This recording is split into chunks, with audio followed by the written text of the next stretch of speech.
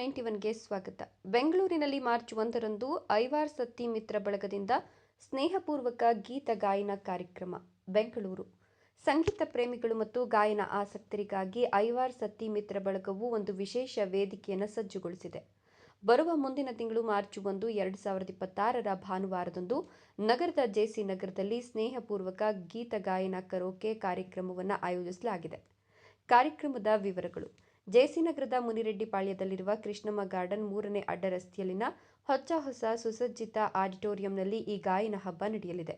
ಅಂದು ಮಧ್ಯಾಹ್ನ 1:30ಕ್ಕೆ ಆರಂಭವಾಗಲಿರುವ ಈ ಕಾರ್ಯಕ್ರಮವು ರಾತ್ರಿ 8:30ರವರೆಗೆ ಸಾಗಲಿದೆ. ಕಾರ್ಯಕ್ರಮಕ್ಕಾಗಿ ಅತ್ಯಾಧುನಿಕ ಸೌಂಡ್ ಸಿಸ್ಟಮ್ ಅಳವಡಿಸಲಾಗಿದ್ದು, ಗಾಯಕರಿಗೆ ಪೂರಕವಾದ ವಾಯ್ಸ್ ಆಫ್ ಕರೋಕೆ ವ್ಯವಸ್ಥೆ ಇರಲಿದೆ.